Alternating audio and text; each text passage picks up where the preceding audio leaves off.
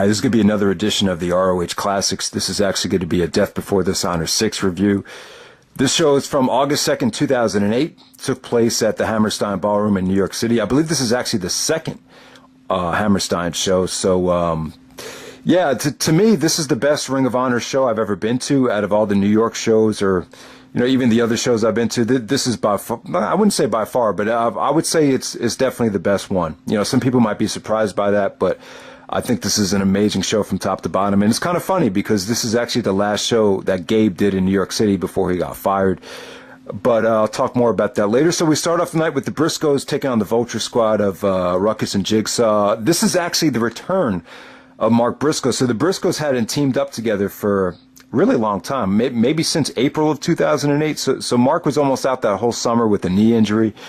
He kept on getting injured. I remember he got that concussion, then he kept having knee injury after knee injury. So this was a good way to hide the injury. You know, Mark never really regained that explosiveness. You remember he used to do shooting star presses, you know, springboard, doomsday devices. You know, he couldn't really do a lot of that stuff when we get into the next couple years from here. But yeah, you know, they kept this short and sweet. You know, obviously the crowd was chanting for the Briscoes, lots of man up chants, really into Jay and Mark. You know, they got the generic Briscoe finish. But, you know, it was short, but sometimes these short openers are good. They're effective to get the crowd really into the show. Ruckus and Jigsaw, they were kind of on the way out after this. You know, it was, you know, I like them as a tag team. Jigsaw taking the mask off, I think in retrospect it was a bad decision because he kind of looked like a generic indie guy once he took off the mask. But I understand why they did it. They wanted to get, you know, give the Vulture squad some momentum heading into their big, you know, tag team title shot earlier in the year. So that's why they probably unmasked Jigsaw. But Jigsaw just had a better connection with the mask. It gave him his own identity. You know, him and Quack and Chikara, while Jigsaw had the mask, you know, he was fine at that time. He really stood out. But without the mask, even Bryan Danielson said, you know, it was just a bad decision. But, you know, it is what it is. So from there, we have a whole bunch of, you know, Larry Sweeney, Sweet and Sour Incorporated related matches. It was just one match after the other right here. For those that don't know, Larry Sweeney was actually a manager in Ring of Honor. A lot of people compared him to Bobby the Brain Heenan. You know, just had a lot of charisma, was kind of crazy. I believe he had bipolar depression. But yeah, I mean, there was, you know, he was very hyper. You know, you had to have something fucked up about you to be as crazy as Larry Sweeney was. I mean, but he, you know, bottom line is he had so much potential. It's a shame he's no longer with us. He actually passed away about 6-7 years ago now, so it's been a long time. But at this time, you know, he was, you know, Chris Hero's manager. You know, Hero and Sweeney started this Sweet and Sour stable where you had, you know, Bobby Dempsey, Tank Tolan, you had Sarah Del Rey. It was just a great stable. It was a lot of fun. Hero was extremely over in New York City, I have to say. I really think a Chris Hero title reign with Larry Sweeney as his manager, you know, could have been effective. But, you know, Ring of Honor was just so stacked back then. There was so much competition. In order to maintain credibility of the title, it was just kind of hard to hot potato it around like that. But yeah, man, but Hero, it's such a shame that he never was ROH World Champion. I would probably say the best talent to come through Ring of Honor that never won the world title was Chris Hero. But he had a match at Delirious here. At this time, Delirious was trying to ask out Daisy Hayes, and he finally got the courage to do it on this show. But, you know, Delirious and Hero was trying to get his revenge because he got upset by Delirious the last time they were at the Hammerstein. So that's what it was. Hero gave a great promo before the match, said that he was, you know, sick of, you know, being entertaining. He's like, I'm tired of being entertaining. So therefore, here's the transformation of Chris Hero into that young knockout kid. So this is when he started that whole young knockout kid persona, kind of gave a Muhammad Ali inspired promo. And it was cool. I think the young knockout kid thing had a lot of potential. At the time, Hero was still quite young. He was under 30, so it kind of worked at the time. But some people have kind of knocked the young knockout kid gimmick. I remember Jerry Lynn even said, the young knockout kid, couldn't even think of anything better. So, but yeah, Hero and Delirious, this is just a nice, solid, fun undercard match with a really good little story to it, just to keep the show moving. So Hero goes over with the elbow. This one he started saying, I KO with my elbow. So next up you have Roderick Strong taking on Eddie Edwards. So Eddie actually was the hot young commodity in the Sweet and Sour stable. So Larry Sweeney was trying to buy all this talent and then sell them up the river to Vince, as he would say. And, Davey actually turned on Roderick and sold out, joined Sweet and Sour. And then eventually, Davey and Eddie would form the American Wolves when Davey would come back from Japan. I believe Davey was wrestling in Pro Wrestling Noah that whole summer, where he just got in tremendous condition and came back with a bang. But at this time, Eddie was becoming a full-time talent. You had only seen Eddie wrestle in Boston. Well, remember when he had the braids, when he was a little bit more chubbier back then. But here he started to tone out and really got himself into shape, got a haircut. And, watching this match between Roderick and Eddie, Eddie really looked great. I can't say, looking back on this, Eddie was green, because, he was ready. He really got a lot better, and, this is a victory that he really needed to kind of jumpstart his career. Kind of got the dirty victory with, Sweet and Sour helping him out. But he looked good, man. He hit the lion salt, hit the backpack neck breaker. Him and Roderick just had a good, hard-hitting, stiff match. So Roderick played a great babyface here. He was, out for revenge on Sweet and Sour while the deck was stacked against him. But Eddie goes over in the win he really, really needed. But, Roderick and Eddie would go on to have classics in this building over the next couple of years. But this is just a little taste of what they can do, and it just played a nice role on this card. So from there, we have Adam Pearce taking on Brent Albright for the NWA Championship. Adam Pearce actually sold out and joined Larry Sweeney, but as time went on, Adam Pearce and Brent Albright were in the Hangman 3 stable. So as time went on, Albright got sick of getting bossed around by Sweeney, because Sweeney was a little bit hyper. He had the tendency to yell at talent, and Albright just couldn't take it anymore. So he just took out the whole Sweet and Sour stable at the previous Hammerstein show on a new level. So here we go. We have Adam Pearce and Brent Albright for the NWA title. Adam Pearce is the NWA champion. You actually had the NWA committee at ringside, the higher-ups from the NWA committee. I believe the president or the bookers, whatever they were. I remember being there looking at them. And they just kind of brought this corporate feel to the match. But, this is surprisingly... one of the biggest surprises of the year. Some people might even think this is the match of the night. It was that good. Both Adam and Brent have a lot of, kind of a lot of extra body fat. They're bigger guys, so you wouldn't expect them to have, the typical Ring of Honor match that the smart marks would go crazy about. But they definitely did here. I mean, this just had a lot of drama, a lot of, hard-hitting suplexes from Albright. Albright was extremely over. Albright has kind of fell off the face of the earth. You don't hear a lot about him anymore, but, he was the man this night. He really had the crowd in the palm of his hand. There was table spots. There was, tons of suplexes that generated a lot of heat and a lot of near falls.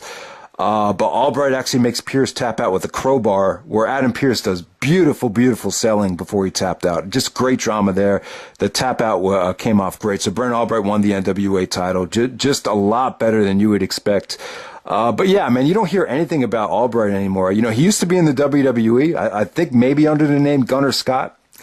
But yeah, man, Albright wasn't really able to, capitalize on this momentum. But, he was, this is the highlight of his career right here, without a doubt, from what I've seen. So from there, we have Austin Aries, Jimmy Jacobs, and the Necro Butcher. This is that Age of the Fall storyline with Austin Aries. So let me explain this. I got to explain it, because without it wouldn't make sense. Jimmy Jacobs and Lacey. Lacey was a really... attractive, but really stunning personality as well. And her and Jimmy fell in love. They did these Jimmy Loves Lacey storylines, and then they wanted Austin Aries to join the Age of the Fall. And as time went on, Lacey started to think that Jimmy was full of shit. And she turned on him and, started dating Austin Aries. And when she left the Age of the Fall to join Aries, Jimmy was like, suicidal, and he was at the point where he wanted to kill Aries. It was that heated, that hated. There was even a huge promo that Jacobs and Aries had, where Aries said, you look a lot like what I ate a lot of last night, a pussy. And then after that, like, the feud got out of control. Jimmy wanted to absolutely kill Austin Aries. And, this is kind of what you think about when you think of 2008, this Jimmy and Austin Aries storyline, which had a lot of layers to it as it went along. But at this point right here, the Necro Butcher was kind of being treated like a slave to Jimmy. Jimmy was telling him to earn his keep.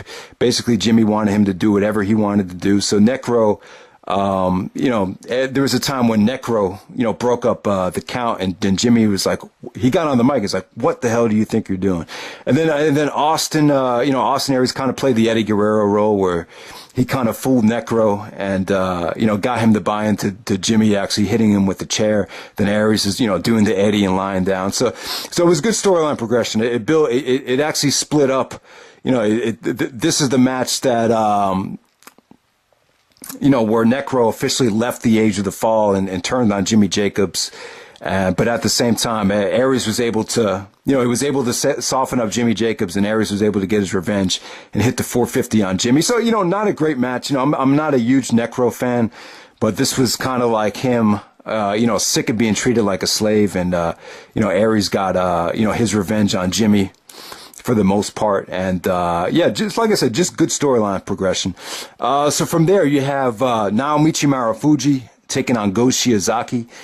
So you have two pro wrestling Noah talents from Japan here, in a showcase match. This is kind of like, just a showcase, no storyline implications right here.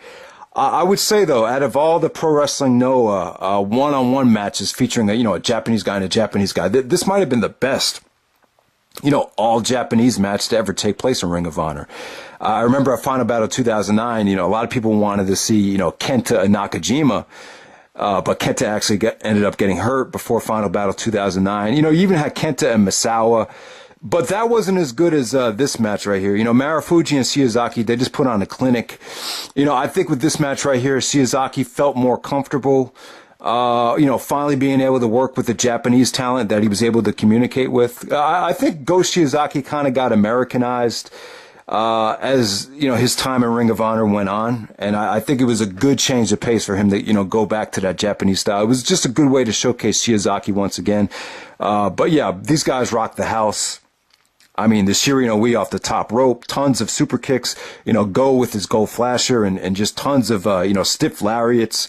Marufuji puts Go Shiozaki away with the pole shift, which was an awesome finisher that, I think a lot of people might even forget at this point, but definitely a 4-star match. They almost stole the whole show here. I thought this was that good. And for them to be able to go out there without any storyline and still be able to rock that house was incredible. And it just showed you how different the ROH fan base was back then. And I know some people, I remember when Ring of Honor did their first pay-per-view, there was a lot of people bitching about how, I don't understand why there's so many Japanese guys. And a lot of people kind of felt disconnected from some of the Japanese talent. Like, to me, that's the kind of audience that Ring of Honor should have just stayed away from. To me, the Japanese guys always made Ring of Honor stand out because they never overused them. It was only like one or two guys, or maybe even just Kenta or Marufuji, but it made them stand out and it brought variety to the show. So even though they didn't really show a lot of personality, or, maybe some people didn't know who they were, they after a while, you started to connect with their style, connect with how good they were. And eventually you just embraced them on the show. And it's definitely what made Ring of Honor great back then, to have, access to this kind of talent. But yeah, Marufuji, Shiozaki, great stuff. So next up, you had Kevin Steen and El Generico taking on the Motor City Machine Guns, Alex Shelley and Chris Sabin. So the Machine Guns were a huge attraction for Death Before Dishonor 6. I remember at the first Hammerstein show, people went crazy when they were saying, and the special attraction for August 2nd will be the Motor City Machine Guns. And everyone just popped huge, because at that time, the Machine Guns were hot. They had that, match of the year candidate with the Briscoes. And, so there was a lot of excitement about this match. So Kevin Steen and El Generico at the time, they were getting hot. I think it was decided that, they needed the tag team titles. Steen had lost the ROH title. 3 ROH world title matches to Nigel.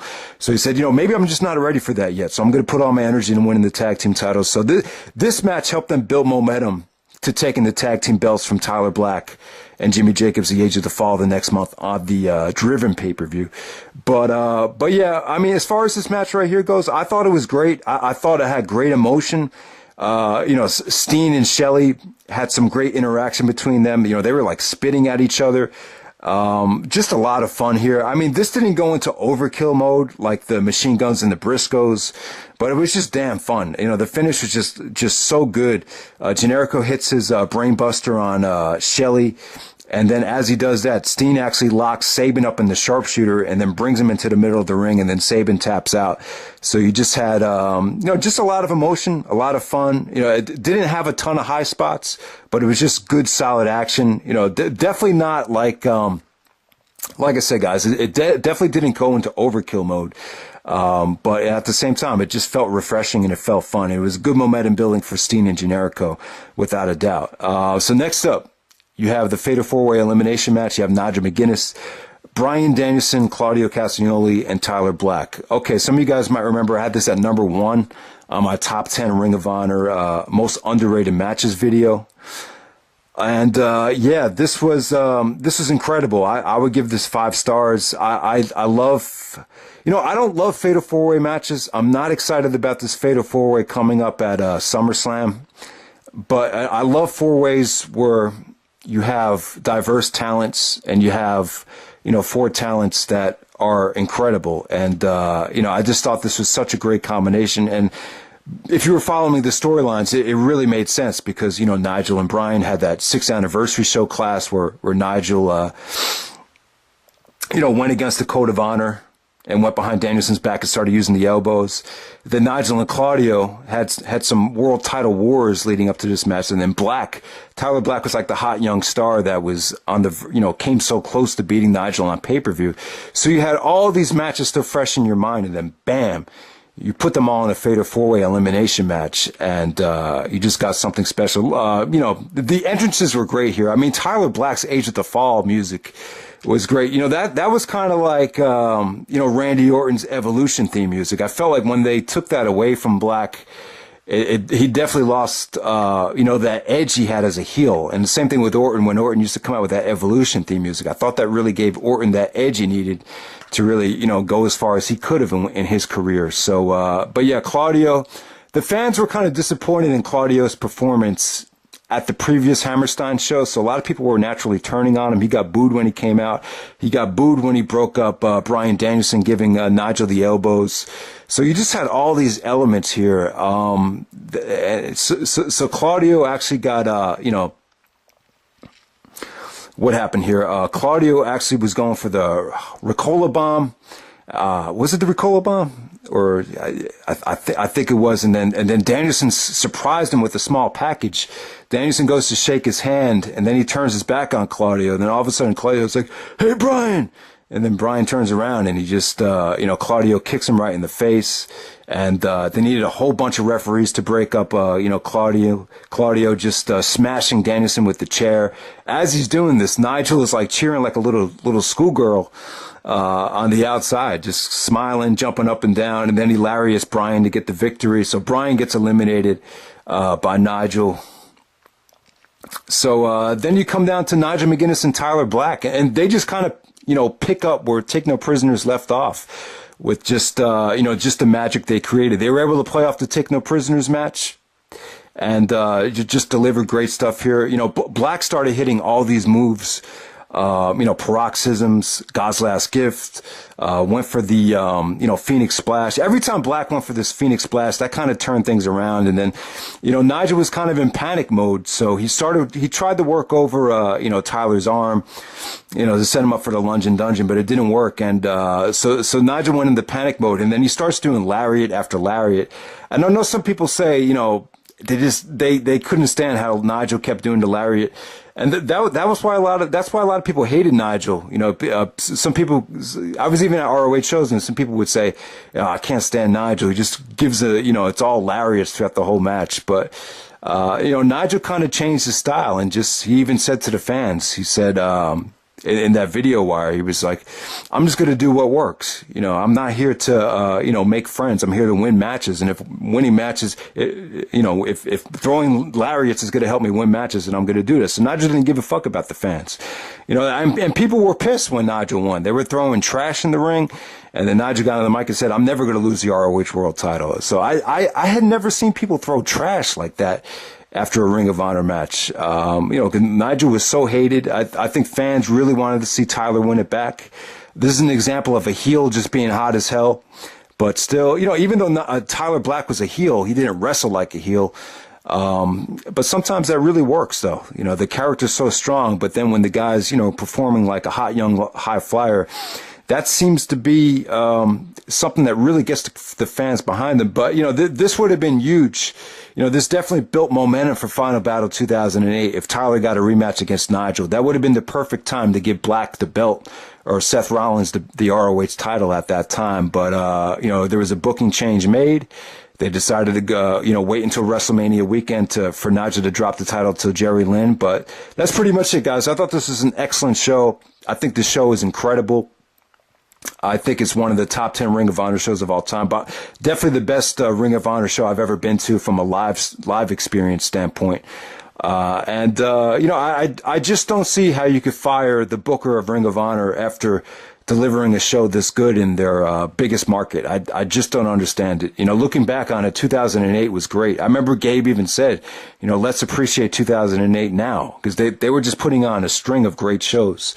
You know, when Gabe got fired, they had these homicide shows in Edison, New Jersey, and I think there was even one in Connecticut. They didn't come off so well.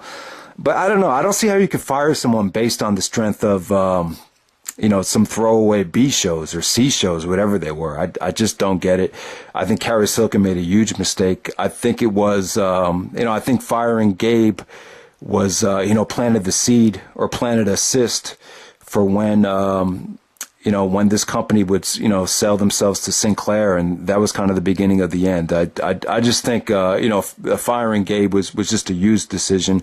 It was kind of like throwing away all the hard work, kind of going down the drain. I just think Ring of Honor should have just focused on that fan base that they had, just focus on catering to that fan base. And I think they'd be still be doing good business today. You know, to me, the company is never going to be the same. It's tough to. I also think DVDs were the way to go. I think with them trying to compete and expand with the new technology, I think that kind of hurt them as well. But I just miss those days of when you know, you would actually, you know, buy the DVDs and they had the shows in New York City consistently at the Manhattan Center. You know, those were just, you know, that was just such a great time looking back on it. And don't get me wrong, Ring of Honor was still good for another couple years, but you know, nothing ever stays the same. Even ECW, you know, went bankrupt. So yeah, it's kind of depressing to think about, but this is just an awesome show. You know, the old review was actually taken down from my old account. You know, I lost everything that I recorded in the beginning of 2009. So I just wanted this back up on the channel. If anyone has a request of a classic ROH show that they want to see reviewed, that I never reviewed before, then you can request it. If there's something, you know, I did a whole bunch of, you know, Ring of Honor, you know, short reviews where I jam-packed a lot of them into one video. If any of you guys are unsatisfied or would like to see a full review of, you know, one of those shows, then let me know. Maybe it'll come down the road. But yeah, this is Death Before Dishonor 6, classic